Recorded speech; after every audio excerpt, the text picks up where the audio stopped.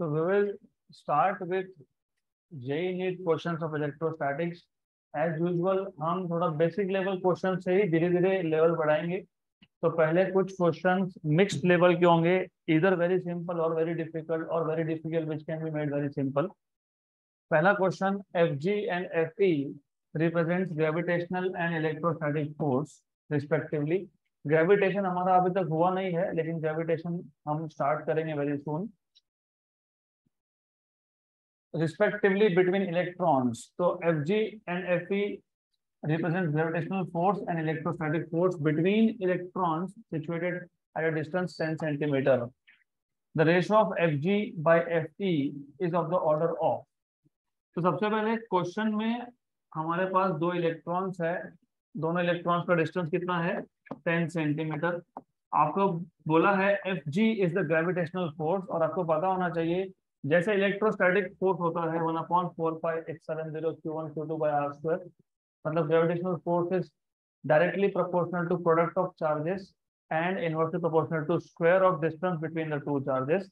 वैसे ही gravitational force is directly proportional to product of masses, मतलब force is proportional to m1 m2 and inversely proportional to square of distance between the two masses। तो basic difference ये है, gravitational force is product of masses, मतलब जहां जहां पे masses होंगे वहां वहां पे ग्रेविटेशनल फोर्स होगा। And electrostatic force is directly proportional to product of charges, मतलब चार्ज पार्टिकल्स होंगे तब जाके इलेक्ट्रोस्टैटिक फोर्स होगा। And both of them are inversely proportional to square of distance, both of them। सिर्फ डिफरेंस ये है यहाँ पे, electrostatic force can be attractive और रिपल्सिव। दोनों चार्जेस अगर लाइक चार्जेस हो, सेम टाइप के हो तो रिपल्सिव फोर्स, अगर अनलाइक हो तो अट्रैक्टिव फोर्स। एक पॉजिटिव एक नेगेटिव तो अट्रैक्टिव, लेकिन ग्रेविटेशनल फोर्स हमेशा अट्रैक्टिव होता है, it is always attractive in nature. यहाँ तक क्लियर? गुड। देन आपको कुछ नहीं, आपको सिर्फ बोला है what is Fg by Fe, that's it. आपको पूछा है what is the ratio of Fg by Fe, तो यहीं से समझ में आ जाएगा आपको। वेट, थोड़ा घाई नहीं करना है यहाँ पे क्योंकि गड़बड़ हो जाएगा। रिमेंबर, दो इलेक्ट्रॉन्स थे, दोनों इलेक्ट्रॉन पे चार्ज है -e। इलेक्ट्रॉन का मास है Me and Me, and I hope you know what is the mass of electron, 9.1 into 10⁻⁻31, and charge on electron is 1.6 into 10⁻⁻19। अब होता क्या है, नॉर्मली हम डायरेक्टली इसको डिवाइड कर देते हैं, जो नहीं करना। क्यों नहीं करना? क्योंकि दोनों में प्रोपोर्शनलिटी कांस्टेंट सेम नहीं है। यहाँ पे प्रोपोर्शनलिटी कांस्टेंट है G, यहाँ पे है 1/4πε0। तो रिमेंबर, डायरेक्ट डिवाइड करने गए तो you will create trouble for your self, answer नहीं मिलेगा आपको क्योंकि कांस्टेंट ऑफ प्रोपोर्शनलिटी की वैल्यू सेम नहीं है यहाँ पे। नाउ यू कैन डिवाइड, और आपको सिर्फ ऑर्डर ऑफ मैग्नीट्यूड पूछा है। You remember order of magnitude, chapter number 1। मतलब हमको एग्जैक्ट आंसर में इंटरेस्ट नहीं है, हमारा इंटरेस्ट है only in the powers of 10। और लकीली चार ऑप्शन है, चारों आसपास में है।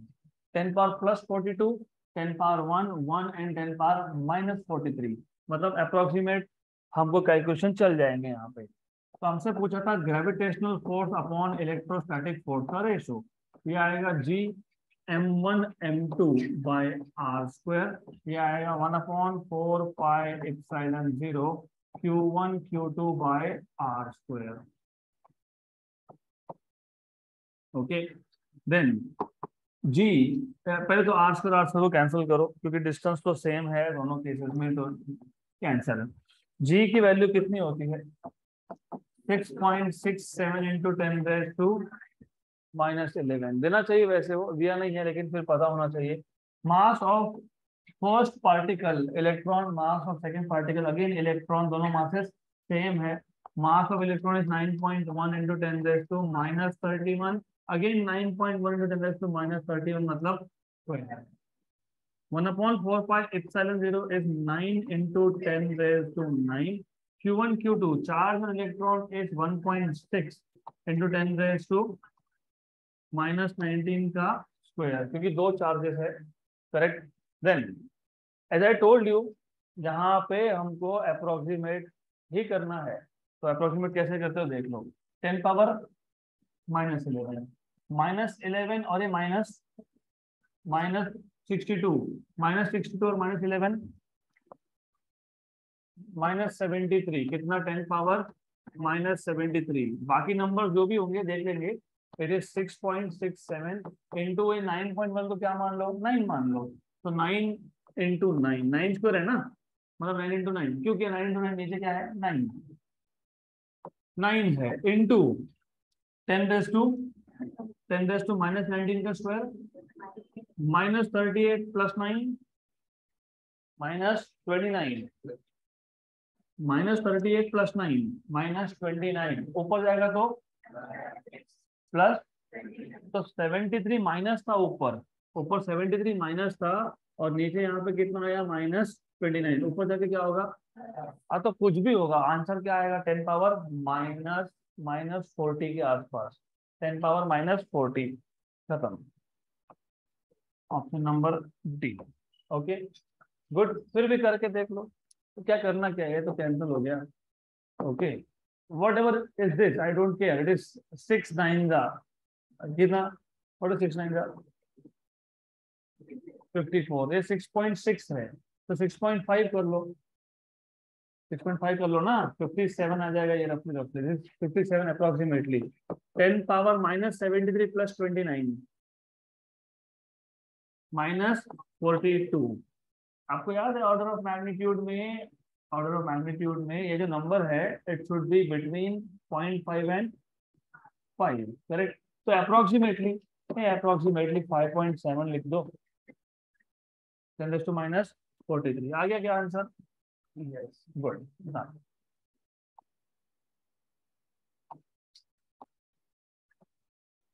Next question,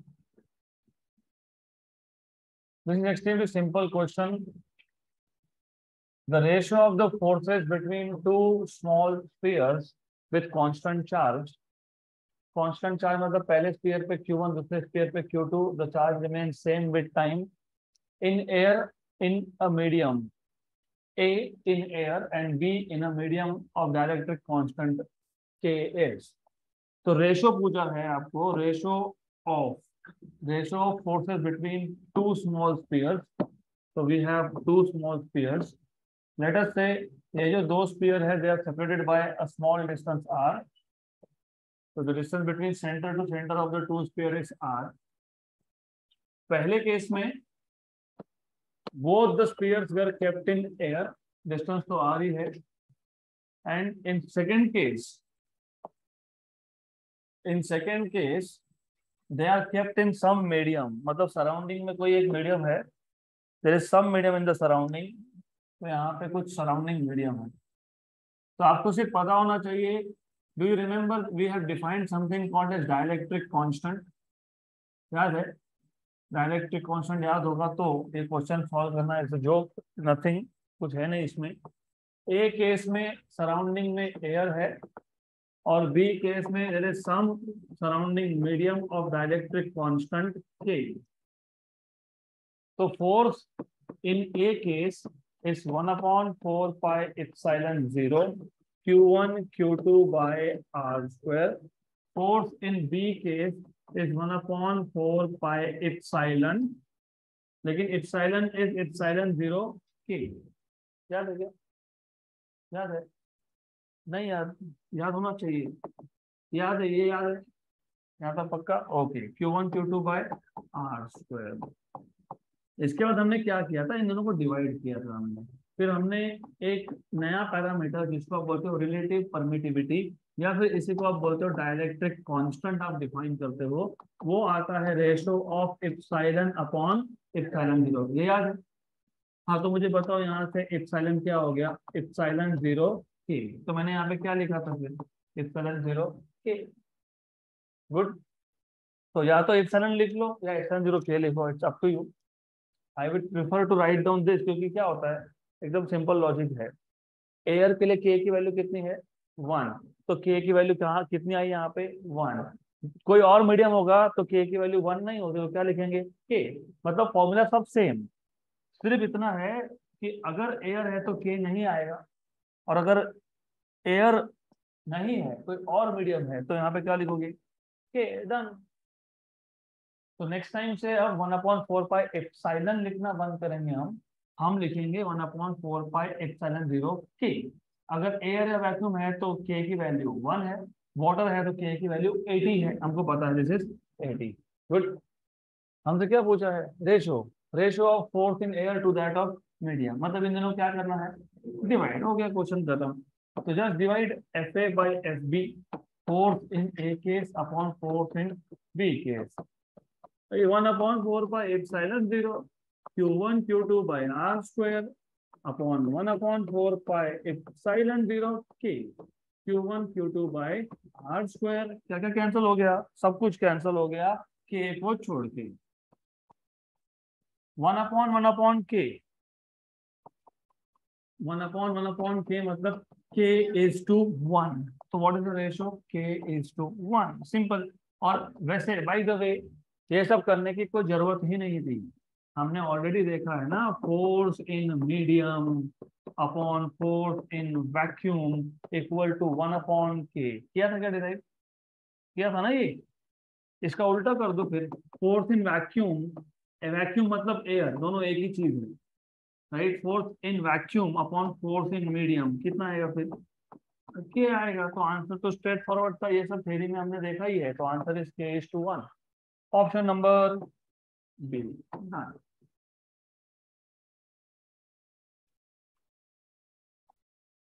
next question. और टोटल चार्ज Q, हमारे पास एक टोटल चार्ज Q है, is broken into two parts, उसके दो पार्ट्स कर लिए Q1 and Q2, and they are placed at a distance R from each other, at a distance R मतलब डिस्टेंस फिक्स कर दिया। इसका मतलब अब फोर्स पता है, force is proportional to Q1 Q2 by R square. अब डिस्टेंस कर दिया फिक्स, मतलब force will not depend on distance any more, it will depend only on Q1 and Q2। The maximum force of repulsion between them will occur when. तो ये जो दो parts किए थे हमने, क्योंकि ये सेम चार्ज के दो पार्ट्स थे, अगर कैपिटल Q चार्ज पॉजिटिव है तो Q1 Q2 दोनों पॉजिटिव है, कैपिटल Q चार्ज नेगेटिव है तो Q1 Q2 दोनों नेगेटिव है, तो क्या होगा, रिपल्शन होगा, अट्रैक्शन तो होगा नहीं। तो what is the maximum force of repulsion, ऐसा पूछा है, when these two parts are kept at same distance. ये सेम क्वेश्चन ग्रेविटेशन में आता है, सिर्फ वहां पे चार्ज के यहाँ पे मास होगा, चार्जेस के पीसेस करने की जगह पे आप मासेस के पार्ट्स कर दोगे, वहां पे M1 M2 हो जाएगा। और ये सेम क्वेश्चन इलेक्ट्रोस्टैटिक्स में दो या तीन अलग अलग मेथड से पूछते हैं, सिमिलरली ग्रेविटेशन में भी सेम क्वेश्चन दो तीन अलग अलग मेथड से पूछते हैं। तो टोटल 4 से 5 क्वेश्चन आपके सिंगल क्वेश्चन में सॉल्व होंगे। रिमेंबर, स्टैंडर्ड बुक्स में 15-15 स्टेप का सोल्यूशन है, in reality you need nothing. मैं बताता हूँ कैसे, but you need to remember, कोई 15 स्टेप करने नहीं है हमको। तो पहले क्वेश्चन समझ लो, हमारे पास एक चार्ज है कैपिटल Q, अच्छे से ध्यान देना क्योंकि बहुत इंपॉर्टेंट क्वेश्चन है ये। इसके दो पार्ट्स कर लिए, Q1 एंड Q2। अब हो सकता है कि आप जब पार्ट्स कर रहे हो तो मे बी पहला पार्ट में ज्यादा चार्ज है, दूसरे में कम चार्ज है, उल्टा भी हो सकता है, second part has more charge and the first part has less charge. मतलब Q1 Q2 दोनों वेरिएबल हो सकते हैं। Example, total charge Q 10 coulomb, तो हो सकता है कि मैंने Q1 को एक ही कूलम दिया तो बचा हुआ कहाँ गया, Q2 पे। मतलब Q1 Q2 both can be variable. तो मैं ऐसा भी कर सकता हूँ कि इसको 2 दिया तो यहाँ पे कितना जाएगा 8, इसको 3 दिया तो यहाँ कितना जाएगा 7। करेक्ट, यहाँ तक क्लियर। मतलब दोनों चार्जेस ये वेरिएबल्स है, and this is constant. What is constant, Q। And then one more thing that you need to know is, इन दोनों का डिस्टेंस क्या कर दिया हमने, फिक्स कर दिया। Fix, fix distance capital R बोला है तो कैपिटल R ले लेंगे, तो it has fix distance capital R। Okay, यहाँ तक क्लियर। तो जब डिस्टेंस फिक्स है तो force will not depend on distance, now it will depend only on charges, मतलब R इज ऑल्सो कॉन्स्टेंट। ये कांस्टेंट आइडेंटिफाई करना क्यों जरूरी होता है, क्योंकि जब डेरिवेटिव लेते हो आप, यहाँ पे डेरिवेटिव लगने वाला है हमको, तो कांस्टेंट की जगह कहाँ पे, डेरिवेटिव के बाहर। Very good, good. तो then first of all capital Q is Q1 plus Q2, and what we know is electrostatic force is 1/4 pi epsilon 0 Q1 Q2 by distance का स्क्वायर। अब इस इक्वेशन तक आने के बाद इसको यहीं पे रखते हैं। Let us discuss little bit of mathematics. थोड़ा सा मैथ्स पता होना चाहिए आपको। तो मैथ्स में क्या क्या पता होना चाहिए? एक तो डेरिवेटिव, दूसरा स्लोप। ये हमारे पास है एक्स एक्सिस, ये हमारे पास है वाई एक्सिस। जब डेरिवेटिव सीखोगे तब और डिटेल में जाएंगे, फिलहाल हमको जितना जरूरत है उतना। हमारे पास अलग अलग टाइप के फंक्शंस होते हैं, जैसे साइन फंक्शन, ये साइन वेव है। जैसे कॉस फंक्शन, ये कॉस वेव है। या फिर हमारे पास ऐसा भी फंक्शन हो सकता है which is basically increasing increasing increasing reaches a maximum and then decreases. ऐसा भी फंक्शन हो सकता है जिसमें it initially decreases decreases decreases goes to minimum and increases again. दोनों ही केसेस में, चाहे वो पहला फंक्शन हो जिसमें x की वैल्यू के साथ y की वैल्यू बढ़ते जा रही है, दूसरा फंक्शन जिसमें x की वैल्यू के साथ y की वैल्यू कम होती जा रही है। पहले केस में एक मैक्सिमम वैल्यू आएगी, फिर फंक्शन का वैल्यू वापस से कम होगा। दूसरे केस में एक मिनिमम वैल्यू आएगी, फिर फंक्शन का वैल्यू वापस से बढ़ेगा। ये जो रेड कलर का कर्व है, ये हमने देखा है रे ऑप्टिक्स में, याद है? Prism formula, angle of incidence और डेल्टा एम का ग्राफ था वो, याद है? Angle of minimum deviation. Good. In any case एक चीज याद रखना, फंक्शन की मैक्सिमम वैल्यू पे, मतलब y की मैक्सिमम वैल्यू पे, और y is f of x, ये तो पता होना ही चाहिए। y is equal to f of x, y is a function of x। क्योंकि मैंने पहले बता दिया, x की वैल्यू चेंज होगा तो y का वैल्यू चेंज होगा। तो डिपेंडेंट कौन है? इंडिपेंडेंट कौन है? x। अब फंक्शन की मैक्सिमम वैल्यू पे या फंक्शन की मिनिमम वैल्यू पे अगर मैं एक टेंजेंट ड्रॉ करता हूँ, टेंजेंट ड्रॉ करता हूँ, तो what is the slope of this tangent? What is the value of slope? Zero. कैसे zero? You right, parallel to x axis zero क्यों आता है स्लोप? तो थोड़ा सा आपका और फंडामेंटल्स क्लियर करना पड़ेगा। Maths, maths you will need. देखो ऐसी बात है, पहली बात तो आप समझ लो, डेरिवेटिव, स्लोप, टैंजेंट, ये सब एक ही चीज के तीन नाम है। For example I start with a very simple case. मेरे पास एक स्ट्रेट लाइन है, suppose I have a line, मुझे इस लाइन का स्लोप निकालना है। तो first thing that we do here is, कोई भी दो पॉइंट सिलेक्ट करते हो, और ओरिजिन से पास हो रहा होगा तो पहला पॉइंट ओरिजिन ले लेना, क्योंकि कैलकुलेशन सिंपल हो जाएगा। तो स्लोप निकालने के लिए दो पॉइंट हमको फाइंड करने होते हैं, एनी टू पॉइंट्स। मैंने एक पॉइंट यहाँ ले लिया, ये आ गई x1 की वैल्यू। एक पॉइंट ये ले लिया, ये आ गया y1 का वैल्यू। दूसरा पॉइंट मैं यहाँ ले लेता हूँ, x2 and y2। Okay, remember this is, यहाँ पे this value is x1, x1 की करस्पॉन्डिंग वैल्यू है y1, और x2 और करस्पॉन्डिंग वैल्यू इज y2। तो बाय डेफिनेशन स्लोप आप डिनोट करते हो m से। किससे डिनोट करते हो? m से। क्या लिखते हो इसको? y2 minus y1 upon x2 minus x1। लेकिन y2 माइनस y1 मतलब चेंज इन y, dy, और x2 माइनस x1 मतलब चेंज इन x, मतलब dx। तो डेरिवेटिव ही स्लोप है, डेरिवेटिव ही स्लोप है, सिर्फ नाम बदल दिया तो स्लोप का मतलब चेंज नहीं हुआ, वो स्लोप ही है। राइट, तो remember this. What is derivative? Slope. What is derivative? Slope. Very good. थोड़ा और डिटेल में जाते हैं, कर ही रहे तो थोड़ा एक्स्ट्रा पता होना चाहिए। सपोज मैंने इस लाइन को एक्सटेंड कर दिया, ये एंगल बन गया थीटा। यहां से यहां तक कितना है? y1। यहां से यहां तक कितना है? y2। तो ये कितना है? y2 minus y1। सिमिलरली ये कितना है? x2 minus, what is the definition of tan theta? Opposite upon opposite कौन? एडजेसेंट कौन?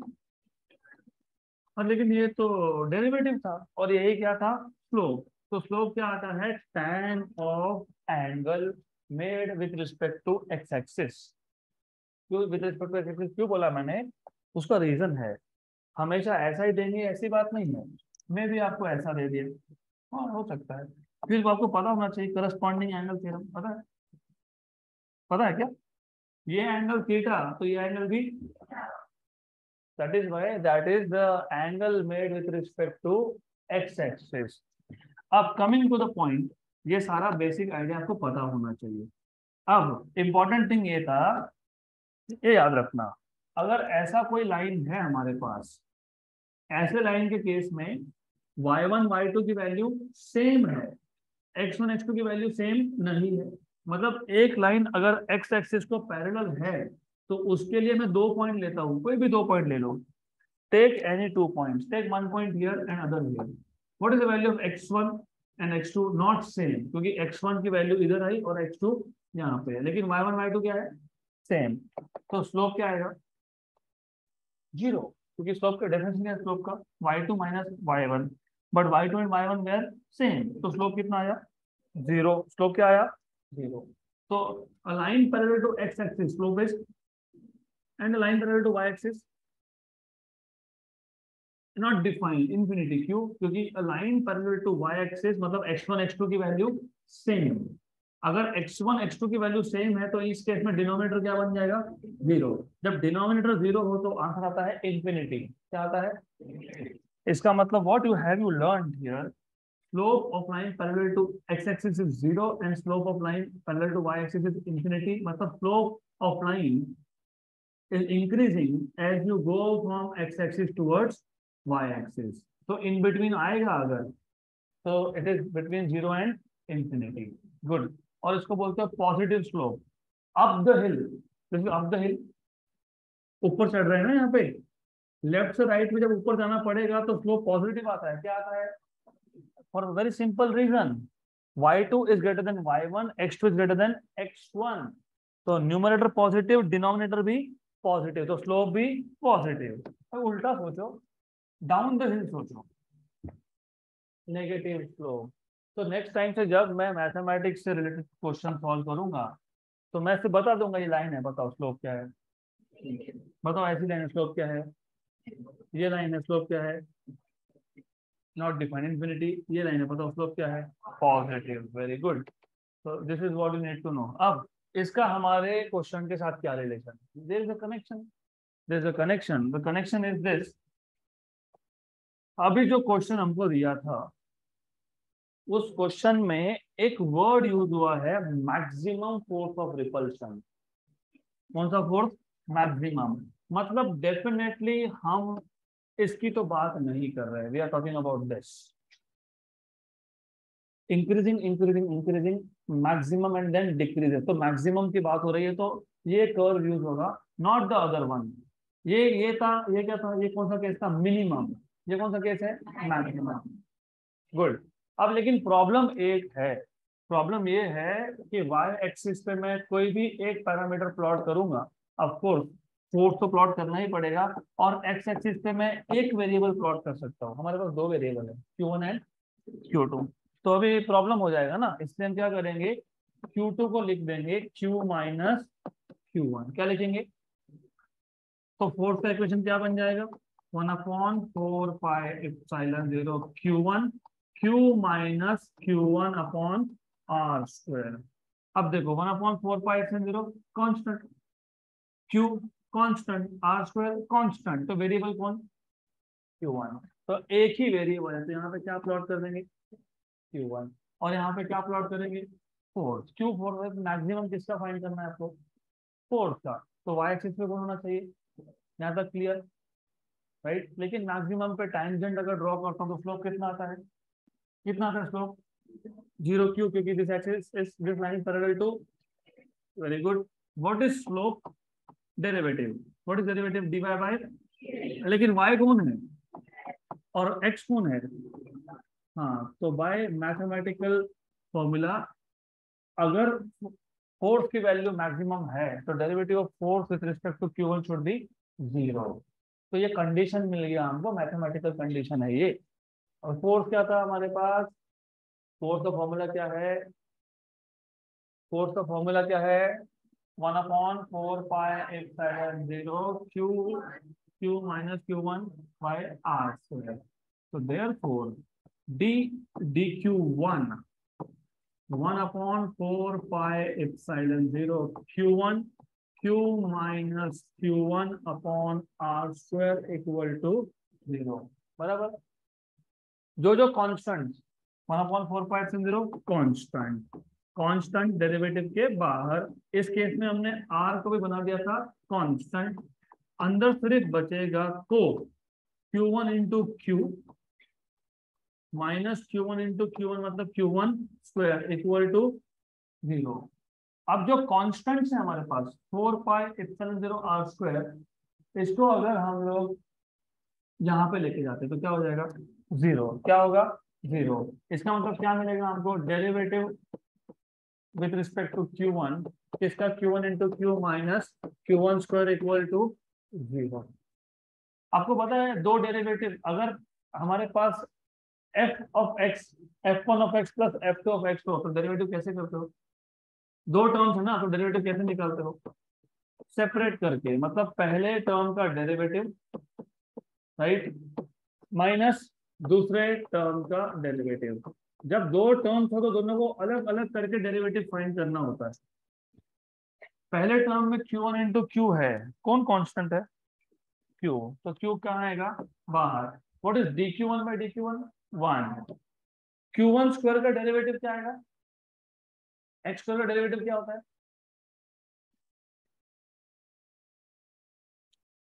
x रेज टू n का derivative with respect to x क्या होता है n into x raise to n minus 1। तो x² का कितना है 2 into x raise to 2 minus 1 मतलब कितना है 2x। बराबर राइट। तो Q1² का कितना है और 2Q1, तो ये कितना आएगा 2Q1 इक्वल टू 0। तो Q इक्वल टू 2Q1, तो Q1 equal to Q bye 2। अब Q1 अगर हाफ है तो बचा हुआ हाफ किसके पास है, हाँ तो वैसे भी Q2 इक्वल टू Q, देखो Q2 equal to Q minus Q1, Q minus Q1 right. Then what is Q1 Q by 2, what is Q1 Q by 2, तो Q माइनस Q बाई 2 मतलब कितना Q बाई 2। तो Q1 कितना आया Q by 2, Q2 कितना आया Q by 2। Option क्या आया, ऑप्शन क्या आया बी। ये है नॉर्मल मेथड जिसमें आपको मैथमेटिक्स लगने वाला है। There is a shortcut that comes from basic logic. Force was directly proportional to Q1 Q2 by R²। लेकिन उस केस में R वेरिएबल होता है, हमने यहाँ पे चार्जेस के दो पार्ट्स करने के बाद डिस्टेंस को कर दिया फिक्स, मतलब ये अब कांस्टेंट हो गया। फिक्स मतलब क्या, कांस्टेंट, मतलब फोर्स डिपेंड करेगा सिर्फ प्रोडक्ट ऑफ चार्जेस पे। गुड। अब for example, just for an example, charge की कोई भी एक डमी वैल्यू लेते हैं, टोटल चार्ज की dummy value, you can take 10 coulomb, you can take 8 coulomb. मैं इवन नंबर ले रहा हूँ, और भी ले सकते हो लेकिन और में स्प्लिटिंग करना थोड़ा डिफिकल्ट होता है तो इवन नंबर ले लेंगे। टेक एनी इवन नंबर, तो आप बता दो, छोटा बताना नहीं तो 100 बोल दोगे। 12 ठीक है 12 ओके। मेरे पास टोटल चार्ज है 12। अब मैं काम करता हूँ, मैं चार्जेस का स्प्लिटिंग करता हूँ। तो 12 को सेपरेट कैसे कर सकते हो, 1 बचा हुआ 11 राइट। तो force, force is directly proportional to product of charges. तो प्रोडक्ट कितना आएगा इसका 11, यहाँ पे 2 यहाँ पे 10, तो प्रोडक्ट कितना आएगा 20, यहाँ पे 3 तो यहाँ पे कितना आएगा 9, ये कितना आएगा। तो इफ यू लुक फोर्स बढ़ते जा रहा है, then 4 and 8 how much 32, and then 5 and how much, and then 6 and 6 how much, very good। So this is something very important, 6 and 6 36। अब इसके आगे how will you split now, अब क्या करेंगे, क्या करेंगे अब 7 and 5। अब Q1 हो गया 7, Q2 हो गया 5, कितना आ गया 35, ये हो गया 8, ये आ गया 4, कितना आ गया। लुक पहले फोर्स इंक्रीज हो रहा था तो एक value maximum I which is this one, और बाद में वापस से क्या हो रहा है, डिक्रीज हो रहा है। तो जब मैक्सिमम वैल्यू आई, इस मैक्सिमम वैल्यू पे Q1 कितना था, Q2 कितना है 6, Q1 और Q2 दोनों क्या है 6, लेकिन 6 क्या है 12/2, 12 क्या था टोटल चार्ज था, तो टोटल चार्ज का हाफ किया, तो फोर्स क्या आ रहा है, क्या आ रहा है, क्या आ रहा है, मैक्सिमम आ रहा है, करेक्ट। तो ये जितने भी स्टेप्स आपने किए 1 2 3 4 5 6 7 8 9 10 11 12 13 स्टेप्स, 0 स्टेप्स। अगर फोर्स मैक्सिमम या मिनिमम होना है, अभी फिलहाल मैक्सिमम की बात कर लेते हैं, तो चार्जेस का सेपरेशन कैसा होना चाहिए, हाफ एंड हाफ। अगर 14 किलो होगा तो 7 एंड 7, 20 किलो होगा तो 10 एंड 10। ग्रेविटेशन में अगर 20 किलोग्राम मास है तो मास कैसा होना चाहिए 10 एंड 10। अगर 30 है तो 15 एंड 15, 29 है तो 14.5 and 14.5. Done. This is how you are supposed to solve this question.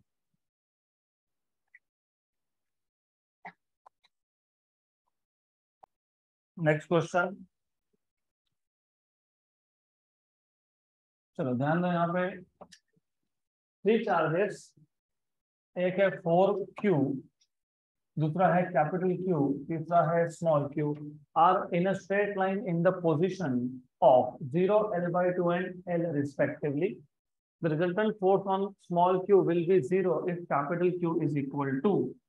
So then, how to solve this question? Simple है ये भी। हमारे पास एक स्ट्रेट लाइन है, ये उसका 0 है ओरिजिन, ये उसका L है, मतलब ये डिस्टेंस L है, और बीच में यहाँ पे आ गया L/2। ओरिजिन पे एक चार्ज है, कितना है 4Q। How much 4Q। So you have a charge at origin which is 4Q. Here it is 4Q. Then you have a charge here which is capital Q. ये capital Q charge है. And then you have another charge at L which is nothing but small q. ये है 4Q, ये है capital Q, ये है small q. Right? तो total force on small q 0 होने के लिए कैपिटल Q की वैल्यू कितनी होनी चाहिए? This is what they are asking. Good. थोड़ा लॉजिकली सोचो पहले फर्स्ट ऑफ ऑल, क्योंकि क्या होता है इसमें दो सॉल्यूशन आते हैं, एक होता है वेक्टर फॉर्म का सॉल्यूशन, एक होता है स्केलर फॉर्म का सॉल्यूशन। तो इतना कंफ्यूजन होता है, समझ में नहीं आता कि क्या सही है क्या गलत है। ऊपर से देखो, ये तो अनफॉर्चुनेट, एक मैंने अगर पेपर सेट किया होता तो मैं -2Q तो +2Q लिखता, -Q तो +Q लिखता, राइट। मतलब दो पॉजिटिव और दो नेगेटिव ऐसा लिखता। इन्होंने चारों ऑप्शन अलग अलग दे दी, मतलब गलती के चांसेस कम है यहाँ पे। But anyways idea is, suppose अगर ये दोनों पॉजिटिव चार्जेस है, दोनों पॉजिटिव अगर है, मतलब 4Q तो पॉजिटिव ही है, कैपिटल Q भी पॉजिटिव है, तो दोनों के दोनों क्या करेंगे, रिपेल करेंगे। मतलब दोनों के फोर्स का डायरेक्शन क्या होगा, सेम होगा। Two vectors in same direction cannot cancel out each other. तो फोर्स 0 हो सकता है क्या उस केस में? नहीं हो सकता। लॉजिकली 4Q पॉजिटिव है तो कैपिटल Q नेगेटिव आना चाहिए, नेगेटिव आना चाहिए। मतलब फर्स्ट ऑफ ऑल ये तो आंसर है ही नहीं। Good, clear. क्योंकि अगर कैप स्मॉल q पे रिजल्टेंट फोर्स 0 होना है, एक चार्ज ने रिपेल करना है, दूसरे ने अट्रैक्ट करना है। ये 4Q पॉजिटिव है, ये तो रिपेल कर ही रहा है, तो ये क्या करेगा, अट्रैक्ट। तो एक होगा अवे, एक होगा टूवर्ड, तो two equal but opposite charges will cancel out. मतलब नेट फोर्स कौन से चार्ज पे, Q चार्ज पे, net force on Q charge 0, लेकिन Q चार्ज पे कौन से दो फोर्सेस थे, एक था force on Q due to 4Q plus force on Q due to capital Q equal to 0। मतलब from here you can say force on small q due to 4Q is equal to minus, क्योंकि इसको यहाँ पे shift कर दिया तो क्या हो गया, minus force on small q due to capital Q। What is this? 1/4 pi epsilon 0, Q1 मतलब Q, Q2 मतलब 4Q अपॉन डिस्टेंस का स्क्वायर। डिस्टेंस का स्क्वायर। 4q और q में डिस्टेंस कितना है, l, कितना है l, तो यहाँ क्या आएगा l square equal to -1/4πε0 small q capital Q upon distance कितना है, ये l/2 ये l, तो l/2, तो कितना डिस्टेंस है l/2 का स्क्वायर। जो जो कैंसिल होता है पहले कैंसिल करो, ये कैंसिल ये कैंसिल ये कैंसिल ये कैंसिल, करेक्ट। बाकी l²/2 उसको करेंगे, सॉल्व करना बाकी है, वो we will do that also, करते हैं इसको सॉल्व। ये क्या आ गया 4q अपॉन l², ये क्या आ गया capital Q with minus sign, minus भूलना मत, अपॉन l² बाय बाय पक्का बाय 4, करेक्ट। तो ये बाय 4 कहाँ जाएगा ऊपर, तो 4q upon l² equal to -4 capital Q by l², क्या कैंसिल हो गया 4 है 4, तो कैपिटल Q कितना आ गया माइनस स्मॉल q, हो गया क्वेश्चन सॉल्व। है क्या आंसर में, option number A done.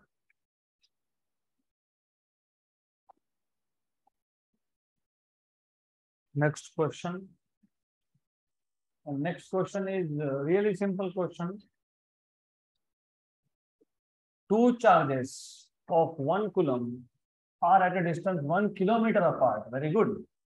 The force between them is joke. Force between two charges 1/4πε0 q1 q2 by r². 1/4πε0 is 9 into 10 raised to 9. Correct. Q1 की value 1, Q2 की value 1, distance है 1 kilometre, 1 kilometre मतलब 1000 metre, right. 1 kilometre मतलब 1000 metre, 10⁻³ उसका square 10⁻6, ऊपर कितना है 10⁹, तो कितना बचा 10⁻3, 9 में से 6 गए तो 3 बचा, तो आंसर आ गया जो।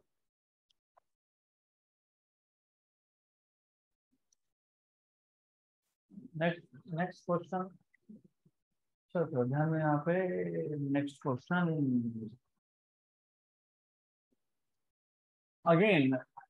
Again very simple question, +2 and +6 coulomb, two charges are repelling each other with a force of 12 Newton. If each charge is given -2 coulomb of charge, then the value of the force will become 0, Q0। ऐसा है, ध्यान दो, हमारे पास दो charges थे, एक था Q1 2 coulomb, एक था Q2 वो था कितना कूलम 6 कूलम। तो पहले केस में दो चार्जेस है, I will call this two charges as Q1 and Q2। इसको बोल देते हैं Q1, इसको बोल देते हैं Q2। Distance between them is fix, क्योंकि डिस्टेंस के बारे में कुछ नहीं बोला, मतलब फिक्स डिस्टेंस है, distance is r, correct, clear. तो force in this case is 12, कितना है ये 12 न्यूटन बोला है ना, yes. And then definitely you know that force is proportional to product of charges Q1 and Q2, right. Distance fix है तो मैं डिस्टेंस का लिख नहीं रहा हूं।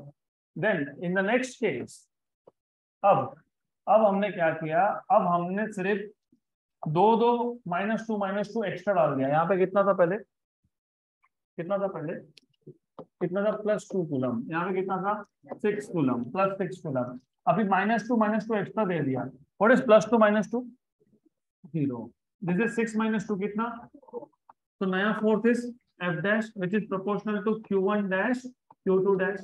लेकिन Q1 डैश ही 0 है, दो नंबर का प्रोडक्ट 0 हो जाएगा क्योंकि एक नंबर 0 है, तो F dash is equal to 0। Solve करना नहीं था आपको, सीधे देखना है। अच्छा, +2 -2 0, दोनों में से एक चार्ज 0, तो फोर्स इज 0।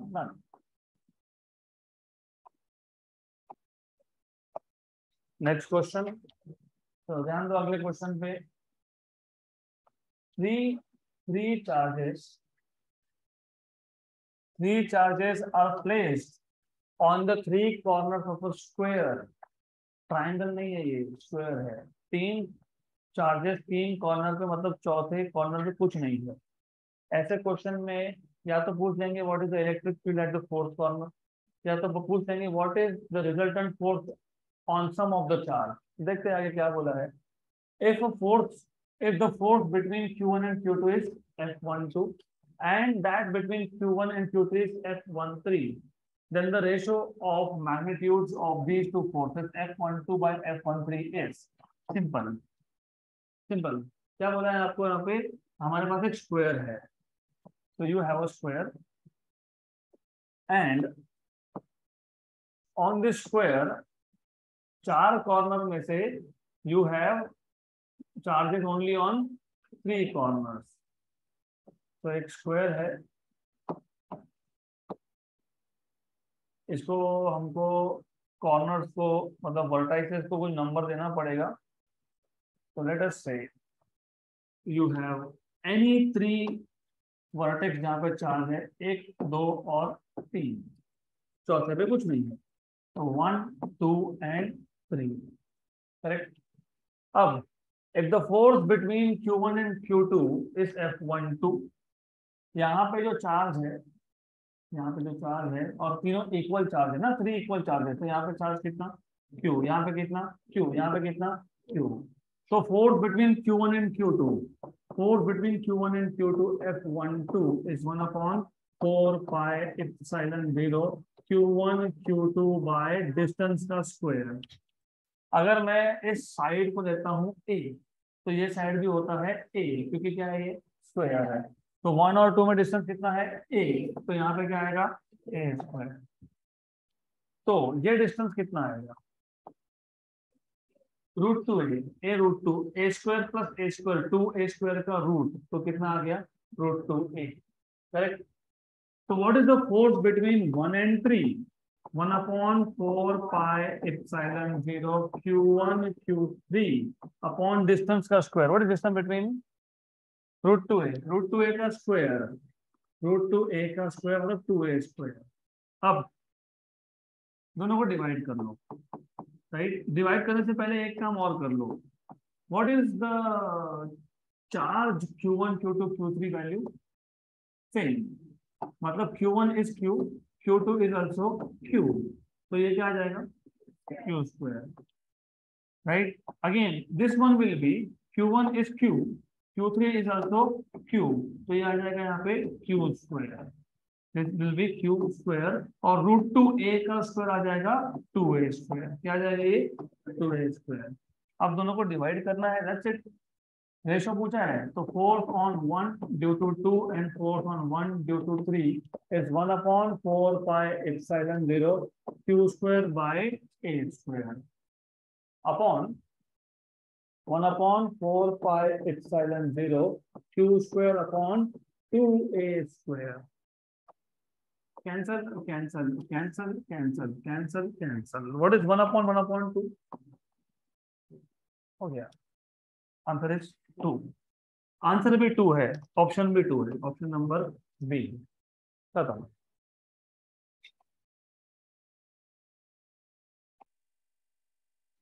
तो बाय द वे ये भी बहुत बड़ा मेथड हो गया।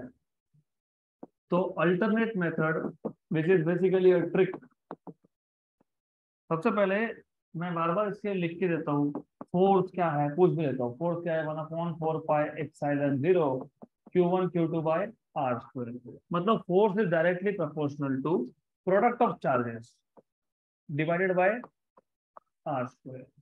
अब अगर आप force on 1 due to 2 find कर रहे हो या फिर force on 1 due to 3 find कर रहे हो, चार्जेस तीनों क्या थे सेम, इसका मतलब प्रोडक्ट ऑफ चार्जेस क्या है कांस्टेंट है। जैसे पिछले केस में डिस्टेंस कांस्टेंट था, यहाँ पे क्या कांस्टेंट है प्रोडक्ट ऑफ चार्जेस, क्यों क्योंकि q1 q2 मतलब q स्क्वायर, q1 q3 मतलब q स्क्वायर, मतलब force is inversely proportional to distance square.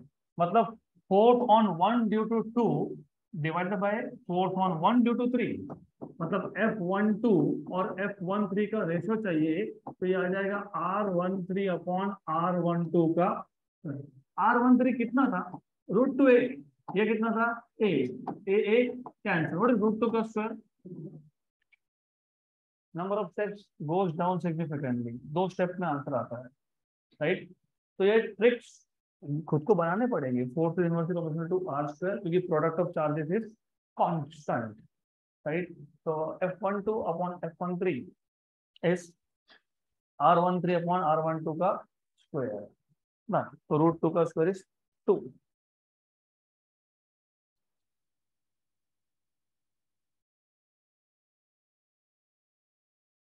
इसका एडवांटेज मैंने पूछ लिया, what is F12 bye F14।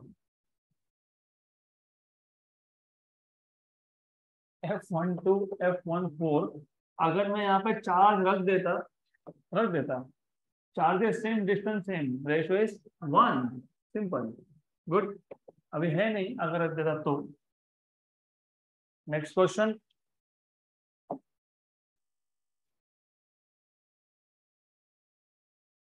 ABC is a right angled triangle in which AB is 3 centimeter, BC is 4 centimeter.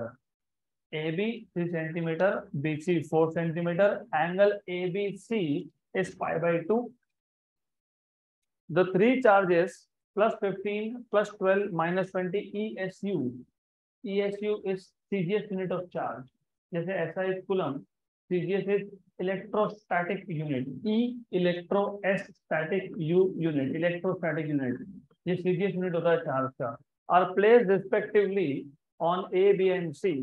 The force acting on B is. तो बाकी सब बाद में. Force का यूनिट क्या है? टाइम, मतलब क्या है? CGS. मतलब आपको यहाँ पे किसी भी चार्ज को ऐसा यूनिट में कन्वर्ट नहीं करना, किसी भी डिस्टेंस को आपको मीटर में कन्वर्ट नहीं करना। गुड, मतलब सारे के सारे जो यूनिट्स हैं एज इट इज रखने हैं। हमारे पास एक राइट एंगल ट्राइंगल है ABC। सबसे पहले वर्टेक्स को नाम देने से पहले कौन सा एंगल पाई बाय 2 है? ABC, मतलब A, B और C। गुड। AB कितना है? 3 सेंटीमीटर। BC कितना है? 4 सेंटीमीटर। AC आएगा 5 centimetre. 3 square plus 4 square 9 plus 16 25 का रूट इज 5 का रूट 7। गुड, यहाँ तक क्लियर। देन हमको बताया है ए पे चार्ज कितना, charge at A, charge at B, charge at C, plus 15 plus 12 and minus 20। ESU ESU ESU electrostatic unit है वो। What is the force acting on B?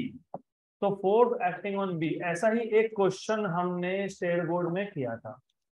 Force acting on B will be force acting on B due to A and force acting on B due to C. Okay, तो जो सारे के सारे क्या है? Positive है, बराबर नहीं है। That is why you need to be careful. Force on B due to A, force on B due to A will be what? A to B।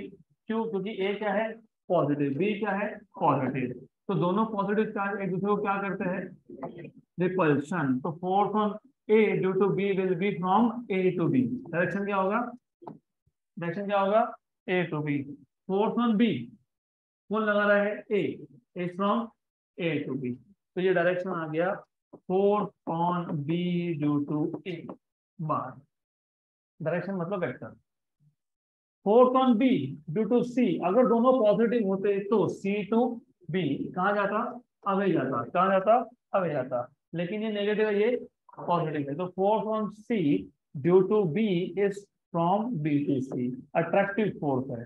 This is force on B due to C।